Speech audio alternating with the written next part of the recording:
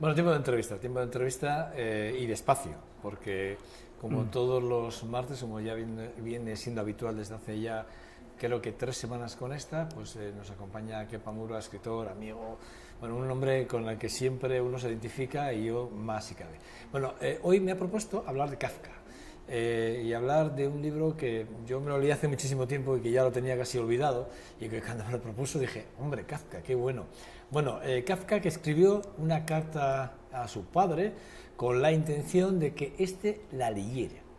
Ya que siempre que quiso darle a conocer de alguna forma lo que él de alguna forma le había transmitido, que era esa inseguridad a la vida en muchos momentos determinados. Bueno, y Kafka le escribió esa carta de la cual vamos a hablar. Kepa Murua, ¿qué tal estás? Muy bien. Qué carta, ¿eh? Muy bien, muy larga, muy extensa y muy personal.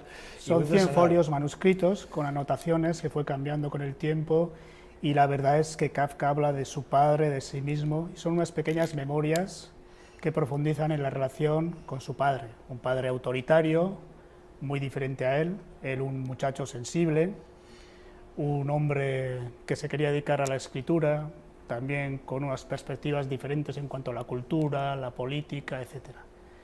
Se ven sus contradicciones. Cuando uno escribe una carta de este estilo, la verdad es que dice perrerías de su padre, pero finalmente Kafka aparece también retratado, y se podría decir que tan mal retratado como su padre. Es un rompecabezas.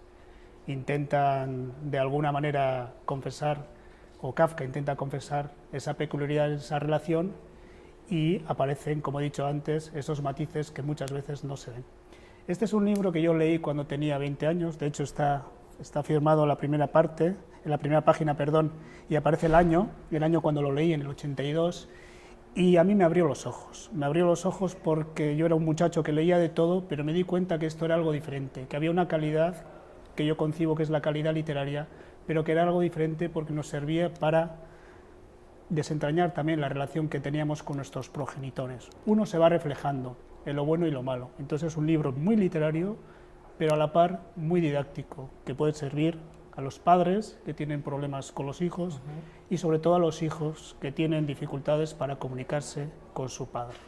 Un lenguaje muy impersonal, ¿no? De alguna forma, ¿no? Sí. Sencillo. Transparente, sencillo, con pocas cosas, dice mucho. En realidad es una carta. En una carta finalmente se hace literatura, porque convierte las palabras y las reflexiones y los pensamientos en belleza, en arte, pero digamos que el hilo argumental es lo más importante, lo que se va diciendo, lo que se va narrando, y para eso necesitas una expresión muy transparente. Él quería que su padre la leyera, se lo entregó a su madre, pero parece ser que su madre no se la leyó o no se lo entregó a su padre. Y finalmente, ya en los últimos años, también Kafka quiso entregar a una de esas novias que tenía en la distancia, aunque finalmente no lo hizo, con una dedicatoria como diciendo, para que conozcas mi pasado. Es el germen de un escritor muy contradictorio, que escribía en alemán, siendo checo, que conoció la cultura judía, era judío, que venía de una familia muy importante por parte de la madre, que se dedicó a la abogacía, con una familia con una raíz muy sensible al arte, a la cultura, y en cambio el padre pues era todo lo contrario. Venían también de una familia donde lo más importante era sobrevivir, eran comerciantes. Y esas dos ramas sirven para que Kafka también pueda aparentar una contradicción que para él era insalvable, tal como más tarde afinó otra serie de contradicciones, como aquella de poder escribir o dedicarse de lleno a la escritura cuando tenía que perder el tiempo en su trabajo cotidiano como abogado o como corredor de seguros. Es un libro, bueno, en realidad tendríamos que hablar de una carta que han convertido en libro, que fue escrito en 1919, donde en Europa estaban pasando grandes cosas. Pensamos sobre todo en que se estaba preparando también, había pasado la Gran Guerra, y donde Kafka, inevitablemente, más allá del drama histórico, se centra en el lado más íntimo, porque para él los dramas, las grandes contradicciones, aparecen siempre en los pequeños matices. Para él, la grave contradicción fue la relación con su padre. De hecho, fíjate lo que te he dicho antes, que decía grandes perrerías de su padre, pero nunca abandonó la casa paterna hasta el último año que se fue a Berlín y ya murió. Murió muy joven, con 41 años, en el año 24. y entonces con 41 años era capaz de escribir lo más profundo de la literatura, lo que se ha visto, grandes obras de la literatura universal, pero era incapaz de comunicarse con su padre. En el principio, en la primera página, lo hice muy claramente, te lo voy a leer, porque es un breve párrafo que dice todo. Querido padre, una vez, hace poco, me preguntaste por qué decía que te temía. Como de costumbre, no supe qué contestarte, en parte precisamente por el miedo que me das, y en parte porque son demasiados los detalles que fundamentan ese miedo, muchos más de los que podría coordinar a medias mientras hablo. Él es incapaz de hablar, era un hombre de silencios, y todo lo que eso no podía contar, lo que no podía narrar cuando estaba reunido con sus hermanas, con sus padres, con su madre, lo cuenta a través de las palabras en una carta que es magistral. 100 páginas que de alguna manera pueden llevar a abrir numerosas ventanas en el mundo. Se puede hablar de la relación con un padre autoritario, de un hijo sensible, de la cultura judía que Kafka podría no aceptar del todo, se puede hablar también de ciertos complejos de Edipo, se puede hablar también de los problemas del amor que tenía Kafka, se puede hablar de los problemas de la escritura, de su ensimismamiento, de su soledad, de lo que no él podía hablar y lo que escuchaba y finalmente trasladaba a la escritura. Un maravilloso canto, sobre todo, a los problemas cotidianos, los que surgen en la familia y luego se trasladan a la vida real. ¿Tú no crees que el que lea el libro, digo yo, es una cosa que yo, cuando ayer empecé a leer la propuesta, ¿tú no crees que, como yo, habrá muchos que habrán pensado que también igual era una visión que él tenía de su padre, también puede ser equivocada en un momento determinado? Sí, bueno, seguramente... Porque de hecho en el manuscrito, yo lo llamo manuscrito porque realmente es una carta, luego se lleva a esa parte literaria, pero no deja a veces, yo hablaba de la inquietud que le producía su padre, ¿no? De esa inseguridad, pero era una inseguridad que él tenía. No que su padre se la transmitiera como tal, su padre era un tío muy disciplinado, era muy rígido. Muy trabajador, y también hay que analizarlo en el contexto. Es verdad que en la literatura las cosas se desarrollan de una manera mucho más libre y mucho más mágica, y generalmente algunas cosas se podría parecer, si lo comparamos con la vida real, excesivas, ¿no? Pero el germen está ahí. Kafka se descubre un mundo kafkiano, nunca mejor dicho, pocas veces en la historia se traslada los adjetivos o los nombres de un autor a las palabras que luego utilizamos, ¿no? Sí, pues ese mundo kafkiano, sí, confuso, ¿cómo podríamos decir?, absurdo, difícil de entender, a eso me refiero. Lo desarrolla también ahí, se decanta por ahí. Digamos que la relación quizá podríamos pensar que no fue tan demoledora, pero de esa relación, de esa raíz, porque él se confiesa, y todas las memorias son así. Te he dicho antes que en todas las memorias se cuenta una historia y uno aparece desnudo, el autor siempre aparece desnudo, parece más de lo que es. Pero eso es bueno, porque Kafka lo que hace es deformar el espejo, ampliarlo, para que los demás nos demos cuenta de cuál es la raíz. ¿Qué puede descubrir el lector a través de la carta a su padre de Kafka? Puede descubrir, por ejemplo, a un Kafka inseguro. Puede descubrir a un joven que analiza perfectamente a su padre. Puede describir los propios límites que se autoimpone el propio Kafka. Puede describir las contradicciones que tiene un autor cuando analiza también las personalidades de su familia, la raíz materna, la raíz paterna. Puede descubrir cómo él se va cogiendo lo mejor de cada raíz o de cada familia, pero finalmente intenta descubrirse también en un mundo que se le cae encima. Kafka es un hombre muy ensimismado, sus paseos, su vida, etcétera, y cómo se vuelca en la literatura. Pero date cuenta que en aquel tiempo, en el tiempo austrohúngaro, a primeros del siglo XX, las contradicciones estaban ahí, pero no solo eran de Kafka, las podía tener Picasso en Viena en aquella época y en Berlín, donde se movía Kafka, aparecen personajes como Freud, como Picasso, como el Führer, Stalin, el mismo Tito, pero todos estos eran muy jóvenes y estaban creando el propio embrión de sus propias biografías y de su propia historia. Digamos que Kafka cae en el lado más íntimo y desde la intimidad descubre una metáfora de lo que iba a acontecer. A la par de estas cartas y todo lo que iba escribiendo, y que más tarde se publicó a raíz después de su muerte, él escribe un diario. Y por ejemplo en 1914, cuando Alemania declara la guerra a Rusia, él dice: Alemania declara la guerra a Rusia, me voy a nadar. Parece algo intrascendente. Estamos en la Gran Pirámide, estamos en los hechos más importantes de Europa en la Primera Guerra Mundial, estamos en unos hechos súper trascendentes, y Kafka lo convierte todo en algo intrascendental, aparentemente intrascendental. Frente a lo importante, Kafka vive su mundo. Digamos que en esa relación con su progenitor seguramente pasarían más cosas, seguramente podría vislumbrarse otro tipo de cosas, pero Kafka descubre su propio yo interior, y eso es lo más importante. Ahí tenemos la portada del libro que yo tengo. Esta es la que yo tengo, en la que tú me has dicho además que está él con sus dos hermanas. Sí, sí, también habla de sus hermanas. Sí. Sus hermanas más jóvenes, fallecieron 2 hermanos porque Kafka era el mayor, y sus hermanas desaparecieron en Auschwitz.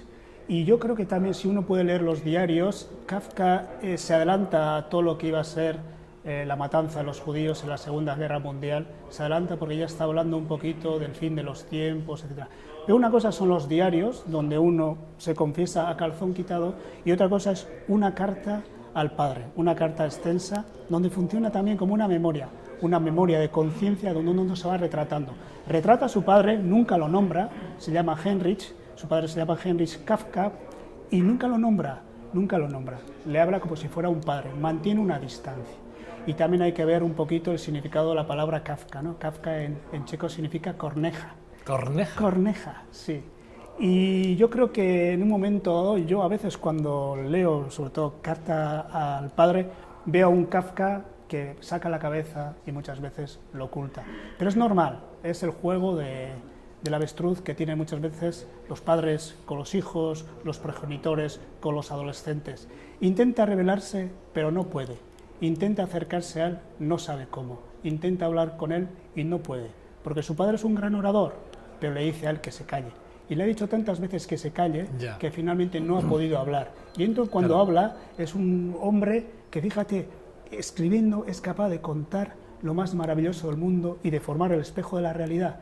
Pero cuando habla con balbuceos, era un poco tartamudo, precisamente por ese peso que tenía su padre. Y aquí se libera. Claro, ahí yo iba a ir a la angustia y la soledad.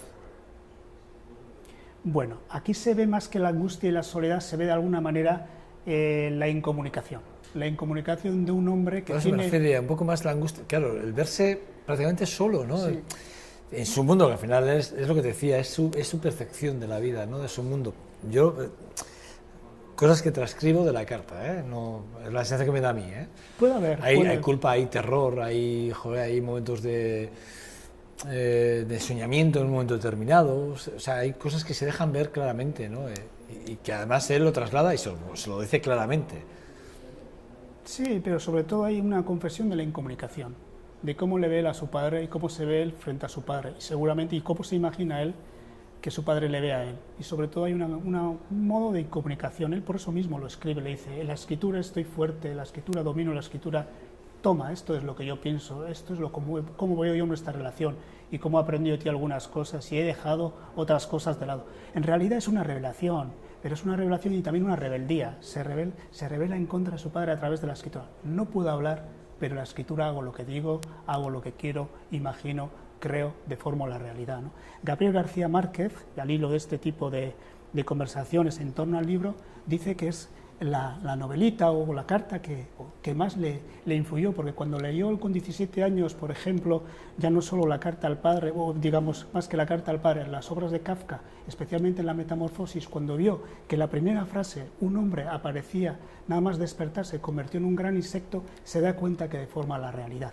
Y lo que hace Kafka, también la carta al padre, aunque él no lo confiese, es deformar su propia realidad para contar sus cuitas personales. Inevitablemente el lector saca sus propias conclusiones, coloca su propia biografía, su entendimiento, como has hecho tú, muy bien, tú vas por un lado, pero yo hablaría más que nada del tema de la incomunicación con su progenitor, al que le admira y le odia, al que le respeta y deja de respetarlo, al que le dice que está muy orgulloso por lo que hace, sacar adelante una familia, pero también le está diciendo que esa no es su manera de trabajar ni de funcionar en la vida. Kafka fue un hombre muy contradictorio. También sus amores, sus novias, que las tuvo, las mantenía siempre a distancia. y desarrollaba siempre una relación epistolar con ellas. Fíjate, lo que seguramente yo intuyo, no era capaz de decirles cuando estaban paseando agarrados de la mano, en un baile, en una conversación de cafetería o incluso en una habitación en la intimidad, luego lo escribía en un diario. Es un libro también muy maravilloso, Las cartas a Feliz, que se conoce como La Berlinesa, que estuvo enamorada de ella y que se casó con ella, porque Kafka tiene una vida amorosa que hay que cuidar. Como bien digo, es un hombre muy contradictorio. Lo que no puedo decirlo de una manera directa porque se ofusca con las palabras, porque se confunde con la retórica, no era un gran orador, así como lo era su padre, lo dice en la escritura. Y yo creo que eso nos ha servido a todos los demás, a los lectores, para descubrir lo que no pudo hacer en vida con la voz y lo hace con el pulso del silencio a las noches. Escribía de noche, por el ruido, etc. Y se agotaba, porque su salud era muy quebradiza, pero cuando daba con una página exacta, con una página perfecta, era el hombre más feliz del mundo. En cambio, cuando no podía escribir, enfermaba. Y aquí se habla de un Kafka desequilibrado y desequilibrante a la par, ¿no? Kafka es como Pink Floyd a veces, a ti que te gusta tanto la música. Cambia la sonoridad.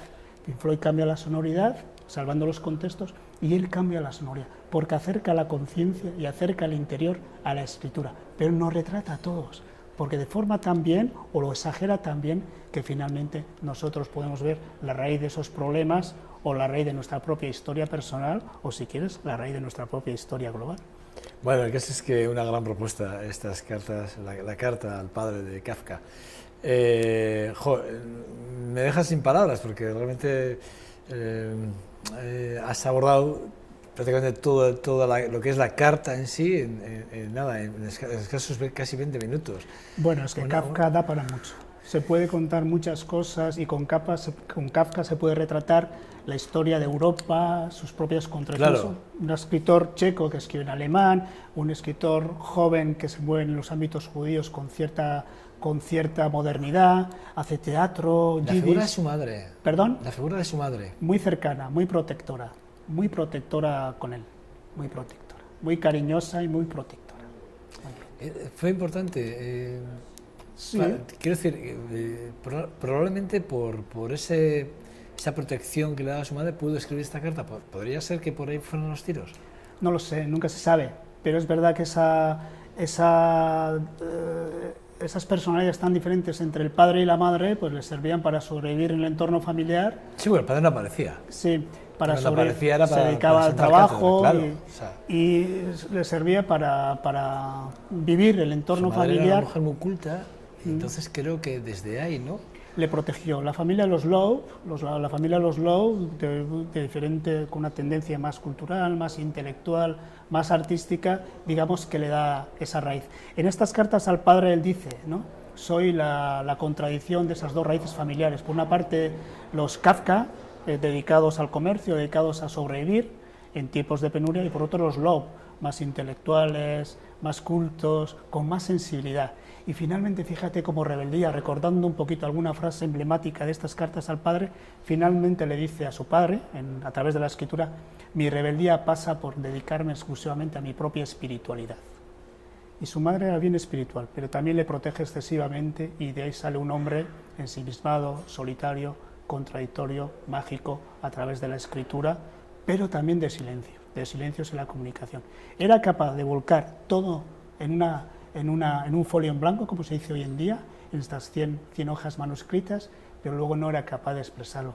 Y seguramente si eres capaz de leer también las cartas a Feliz, las cartas que escribió a sus amigos y a sus novias, se ve que era capaz de hacer literatura con esa relación, pero muchas veces lo hacía porque no era capaz de expresar con palabras lo que sentía. Y eso nos ha dejado un legado maravilloso a través de la literatura. Estamos hablando de una sonoridad diferente, la sonoridad del silencio, por eso lo he comparado con Pink Floyd. Si alguien se quiere acercar a diferentes sonoridades a través de la literatura, Kafka con poco dice mucho. Es otro tipo de sonoridad, pero es verdad. Nos pone un espejo deforme donde nos tenemos que retratar, y a veces en ese retrato no aparecemos muy bellos, ni muy inteligentes, ni muy sanos, porque es verdad que desnuda todas nuestras complejidades y nuestras contradicciones. Y yo creo que para un adolescente, como bien has dicho tú, que tú leíste también cuando eras joven, etcétera, esta lectura es recomendable, porque hace ver a nuestros padres de otra manera, ¿no? y también seguramente a los padres porque hacen ver a los hijos de otra forma. De otra forma. O sea, que es una lectura que podemos recomendar tanto a padres como a hijos de forma sí, igual. Porque de todo uno puede entregar conclusiones. Los problemas que tiene Kafka con el matrimonio, la seguridad que tiene su padre, los problemas que tiene con sus hermanas, la seguridad que tiene en cambio la educación de sus progenitores, el problema que tiene con la cultura judía, sobre todo en sociedades bilingües, como por ejemplo la vasca, claro. también donde hay dos lenguas, donde hay dos culturas. Él habla, ¿no? Me obligabas a cantar cosas que yo no entendía lo que decía, ¿no? Son pequeños matices, es un libro de matices. Yo que lo leí con 20 años, subrayé algunas palabras que ahora me doy cuenta que eran las palabras que no entendía. ¿Las tienes subrayadas? ¿Puedes sí, alguna? Sí, algunas palabras, pero son palabras que yo en su momento no entendía. Sí, está subrayado. Yo generalmente ya en aquella época subrayaba palabras, subrayaba frases que me gustaban. Y, por ejemplo, me sale umbral, ¿no? Me sale umbral, subrayada. Seguramente en aquel momento yo no sabía lo que significaba umbral. O me sale Tora, ¿no? La palabra Tora, cosas así. Es verdad que no subrayaba expresiones como lo puedo hacer ahora o párrafos que quiero reflexionar, pero es un libro de matices, porque cuando lo lees con 20 años tienes una mirada y entras de lleno y dices, ¡ay, qué bien! ¿Qué diablos, qué perrerías dice este joven de su padre? Pero cuando lo lees más tarde, a los 20 años más tarde o 25 años más tarde, los matices son otros y te das cuenta que aquello que habías subrayado no tiene tanta importancia. En cambio, lo que habías silenciado o no te habías dado cuenta, adquiere mayor relevancia, porque también tu mirada sobre la relación entre el progenitor cambia. Claro. Tu mirada del amor, de la vida va cambiando. Y entonces completas a un Kafka que en su momento te dio algo, pero no entraste de lleno. Y ahora te da poco y coges todo. ¿Lo has vuelto a releer ahora? Sí, este fin de semana me apeteció releerlo y la verdad es que me he dado cuenta que no tenía nada que ver con aquella primera lectura. Por eso me gusta también recomendar lo que se conoce como fondo literario. Estamos en un mundo de novedades, donde siempre se presenta lo último de lo último, pero creo que la literatura y los libros, el arte y la cultura tiene una historia importantísima que hay que saber descubrir. Y me imagino que la librería, en ediciones así como de bolsillo, uno tiene la oportunidad de encontrarlos. Son libros baratos y son libros que nos abren al conocimiento y sobre todo a la sensibilidad y a la espiritualidad. Y una forma de acercarse a Kafka.